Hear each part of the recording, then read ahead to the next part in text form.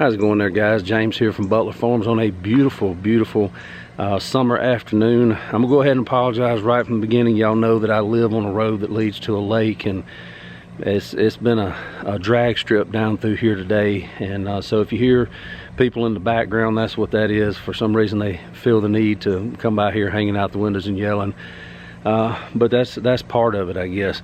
But I was up here at my solar powered dryer that I've shown you before. If you don't have one of those, you need one, because just to be honest with you, that cost me exactly $0 to operate. Okay, it never breaks down.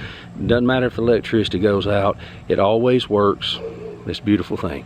All right, so I was out here getting ready to get those towels off the line there, and I looked down here at one of my crabapple trees. This is the second year that I've had this problem with the crabapple trees, and I want to see if you can help me with it. And let me turn you around here so that you can kind of see what's going on.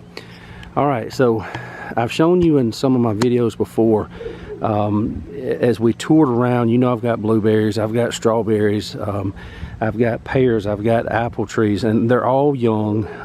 They're starting to produce. Y'all have seen the blueberries, how they're starting to produce.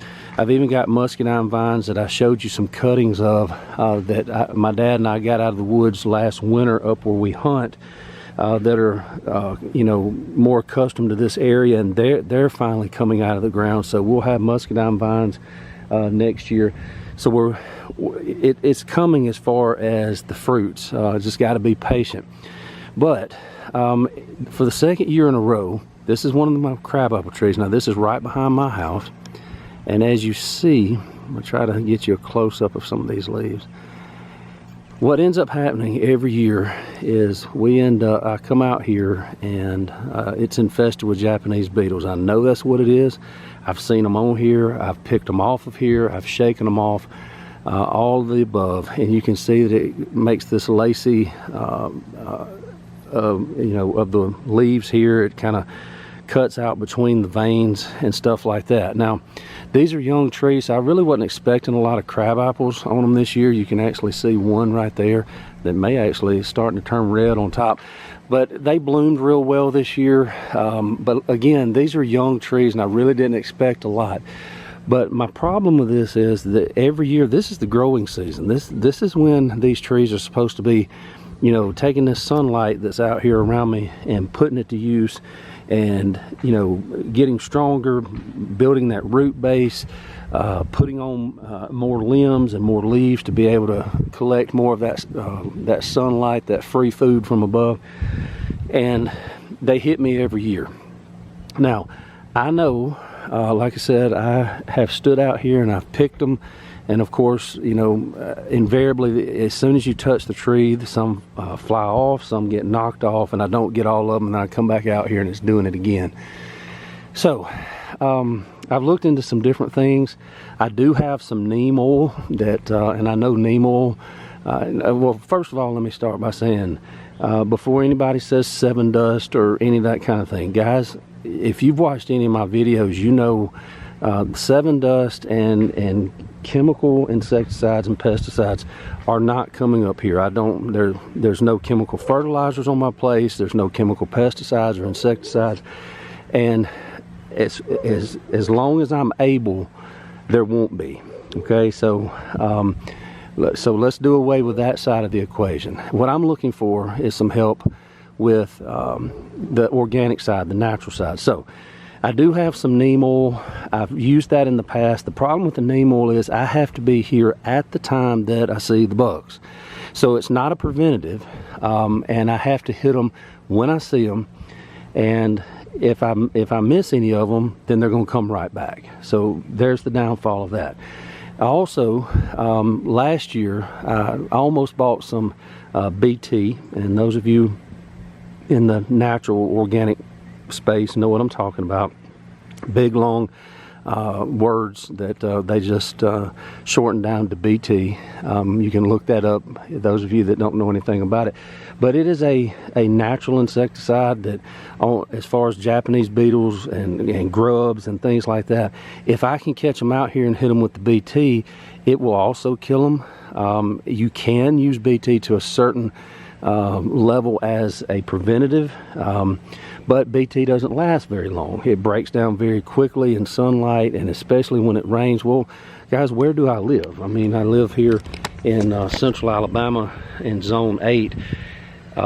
You know, sunlight and hot sunny conditions, and back here behind me now, it's barely after lunchtime here, and it's already starting to cloud up, because just about every day with the humidity and the weather cycles here, you know, the heat builds and builds and builds, and then we get these thunderheads in here. So it's one of those kind of things that you know, and you kind of have to know when it's beginning also, so that you can come out here and treat it, so that the insects you're trying to get rid of will ingest it, and then it works through the digestive system. And again, you can research that. You know, it starts breaking down the lining of the gut in the digestive system, which allows things to escape into the body. It causes sepsis or poisoning of the blood, and then it kills the insect. Well, that's a beautiful thing if you know when it's about to start. And if you can hit it like at nighttime and they ingest it, that's great. The problem is if you get these little pop-up thunderstorms, and when they come, usually they don't last 10 or 15 minutes, but the problem is it rains hard. We had one come through here yesterday, guys. You know, I've ridden out several storms up there at the shop, including a tornado, and I thought yesterday that we were going to get to see that again. That was rough yesterday, but like I said, about 10 or 15 minutes of that big wind, then the rain comes through, and I mean, it comes through. You can't even see across the yard, and then it leaves. And then it gets hot again, and then it repeats. So as far as applying the BT to that, it would constantly be getting washed off. BT's not cheap either. So plus the sunlight degrades it. What I love about BT is that it doesn't hurt your beneficial insects. It's not going to affect bees. It's not going to affect your pollinators. There's some question as to whether it affects monarch butterflies a little bit. All the research I've done, it's about 50-50 that it doesn't hurt the pollinators at all. And then on the other side of that equation, you see where, you know, it doesn't hurt the pollinators, except for, you know, there's some evidence that it hurts the monarch butterflies for some reason. So that's where I need your help. And I'm going to be honest with you, I don't have pest problems with any of my pear trees, my blueberries, no pest problems with any of my fruit, except anything with the word apple in it. Okay, so I've got those two crabapple trees. They're right here against the woods. I'm beginning to think that's part of the problem. Then down here along the driveway, you know that I've got some blueberry bushes. You know that I've got a couple of pear trees and a couple of apple trees down there also. Well, you know, I do apple pear kind of thing. That's my OCD showing up again. And the pear trees are perfectly fine, sitting right next to the woods. Y'all know where my compost pile is, right off the driveway. It's in the woods. That's where the trees are, is right where the grass stops and the woods start. Okay, so the pear trees are booming. They're just as lush and green and pretty. Again, they're young trees, not producing yet, but they're coming. And the apple trees were beautiful, and then all of a sudden they look like that. And they're not crab apples, they're regular apple trees. But the weird thing is, you say, well, it's just getting all the apple trees. Well, up near the road where I've shown you the catalpa trees before, as those catalpa trees age out, because they're aging out, I take them down and I put in fruit trees in their place. And again, I'm going pear, apple, pear, apple, pear, apple. And I have, I guess, about 3 apple trees up there at this point in time, and not one of them has that problem. There's no woods anywhere around them. You've got the road on the upper side. You've got all the holler that you've seen so many times that I have to cut all that grass on the bottom side, including my garden and those kind of things. Not a single issue with the Japanese beetles. So obviously, being that these trees came from the same place, they're the same variety, being next to these woods seem to be a problem. So that's one thing. But you know, it's a beautiful place to have them. These crabapple trees are going to be beautiful once, you know, if I can take care of this problem. I am planning to clear on back some from it this winter, hopefully, and push some of this trash on back away from it. Maybe that'll help a little bit. But I need you to tell me what you do for this. Those of you that have trouble with Japanese beetles, is there another alternative other than the neem oil, other than picking them off and putting them in soapy water, those kind of things, other than the BT? Something more long-term, maybe as a preventative. I know I've looked into some companion planting. I know that you can put garlic, you can plant chives, there's several things you can plant around the base of it.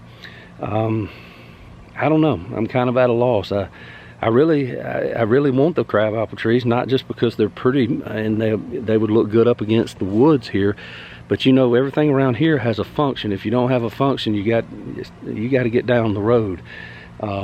And the longer I'm living here, the more of the useless stuff I'm taking out. I can find trees and bushes and stuff that not only look good in the spring and in the summer and in the fall, but they produce food. That's the whole point. We're trying to get back to more of a permaculture kind of situation where, you know, where pretty much any time of the year you can walk around in the yard and find something edible to eat. That's kind of the goal here.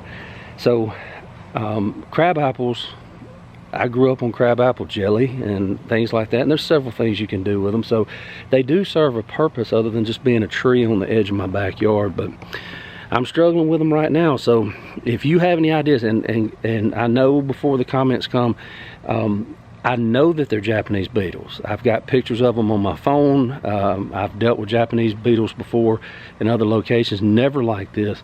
They are definitely Japanese beetles. So I know what they are. I need you to help me figure out how to get rid of them naturally. No chemicals. Just not going to do it. There's got to be a better way other than pumping chemicals all over my fruit trees. All right, guys, I'm gonna leave it right there. Got to go unload my solar dryer up there and get that in the house, and then I got to get busy on some other things. Guys, don't forget to like, subscribe, and share. I love bringing these videos to you, and it just thrills me to death when you respond back to me and tell me what's going on and give me some advice like I'm asking for now. And don't forget to hit that thumbs up at the end. Tell a friend, guys. You know, share this channel with other people that are like-minded, and let's keep the conversation going, guys. All right, till next time, God bless. We love you. This is James from Butler Farms, and we'll be seeing you.